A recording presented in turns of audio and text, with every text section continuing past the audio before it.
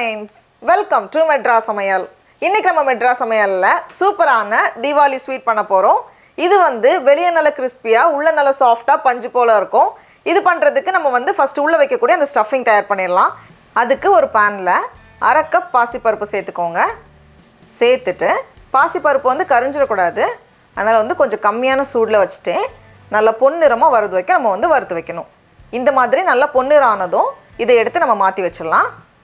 இப்போ மறுபடியும் அதே panல 1 டீஸ்பூன் போல நெய் சேர்த்துக்கோங்க. இதுல வந்து 1 கப் துருவன தேங்காய் எடுத்துர்க்கேன். ரொம்ப அழுத்தி எடுக்கல, லேசா எடுத்த கப்ல 1 கப் சேர்த்துட்டு தேங்காயில இருக்கிற ஈரப்பதம் போறது வரைக்கும் நம்ம வந்து வறுத்தா போதும். அது வந்து பொன்னிறம் ஆகணும்னு அவசியம் இல்ல.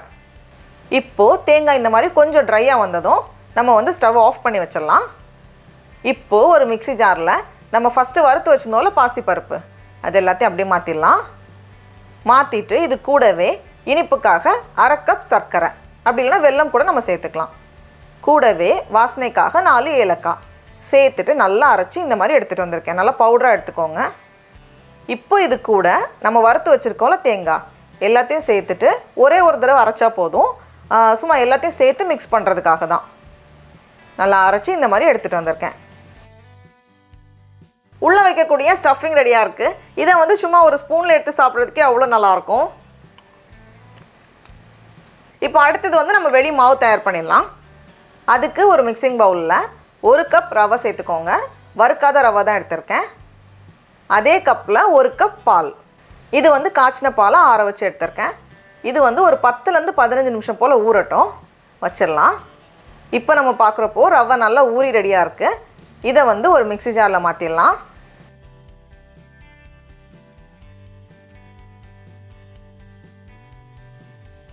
மாற்றிட்டு இது கூடவே 1/4 கப் சர்க்கரை, இது வந்து 4 டேபிள் ஸ்பூன் சேர்த்துட்டு இதை வந்து நல்லா அரைச்சி, நல்லா மையாக அரைச்சி இந்த மாதிரி எடுத்துகிட்டு வந்திருக்கேன்.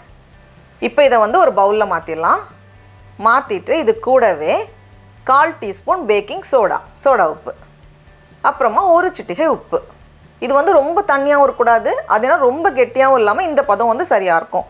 ஒருவேளை உங்களுக்கு வந்து கொஞ்சம் கெட்டியாக இருந்துச்சு அப்படின்னா எக்ஸ்ட்ரா கொஞ்சம் பால் சேர்த்துக்கோங்க. இது வந்து சரியாக இருக்குது. இது வந்து ஒரு 10 நிமிஷம் போல் நம்ம அப்படியே வச்சிடலாம், இருக்கட்டும். இப்போது 10 நிமிஷத்துக்கு அப்புறமா இதை வந்து நம்ம தோசைக்கல்லில் ஊற்றணும்.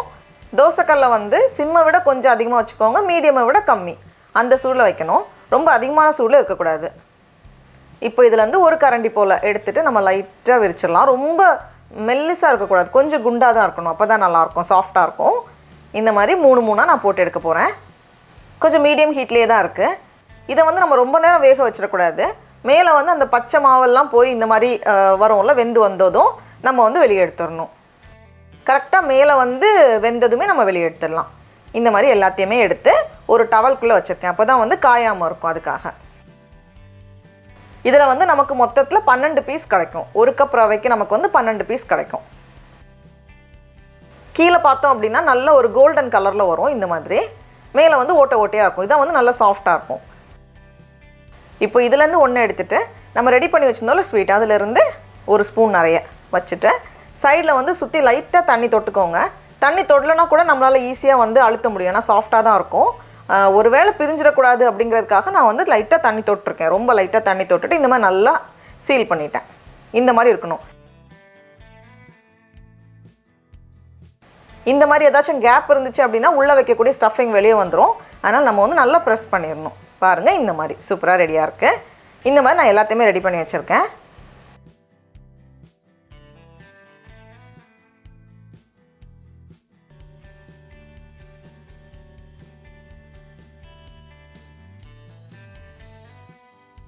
இதை வந்து நம்ம சும்மா சாப்பிட்றதுக்கே நல்லா சாஃப்டாக சூப்பராக தான் இருக்கும். ஆனால் நம்ம வந்து லைட்டாக எண்ணெயில் பொரிச்சு எடுக்கும்போது இன்னும் சூப்பராக இருக்கும். வெளியே வந்து நல்லா கிறிஸ்பியாக இருக்கும். எண்ணெயை வந்து மீடியம் ஹீட்டில் வச்சுருக்கேன். இப்போ இதை வந்து நம்ம ஒன்றா உள்ளே சேர்த்துட்டு 2 பக்கமும் நல்ல ஒரு கோல்டன் ப்ரௌன் ஆகுறது வரைக்கும் நம்ம வந்து பொரிய வச்சு எடுக்கணும்.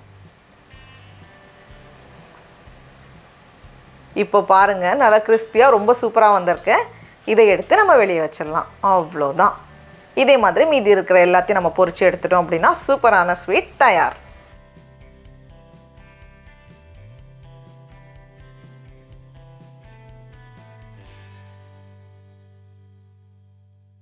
டடா! நம்மளோட தீபாவளி ஸ்வீட் ரொம்ப ரொம்ப சூப்பராக ரெடியாக இருக்குது. இப்போ அதை நம்ம டேஸ்ட் பண்ணி பார்க்கலாமா? ரொம்ப ரொம்ப சூப்பராக இருக்குது. வெளியே வந்து கடிக்கிறப்போ ஒரு கிறிஸ்பி லேயர், அப்புறமா உள்ள நல்லா சாஃப்டாக, அதுக்குள்ளே நல்லா ஸ்வீட்டாக, ரொம்ப நல்லாயிருக்கும். நீங்களும் கண்டிப்பாக இந்த ரெசிபியை வீட்டில் செஞ்சு பாருங்கள். உங்களுக்கு இந்த வீடியோ பிடிச்சிருந்துச்சுன்னா மெட்ராஸ் சமையலுக்கு சப்ஸ்கிரைப் பண்ணுங்கள். நாவின் சுவையரம்புகள் மலரட்டும்.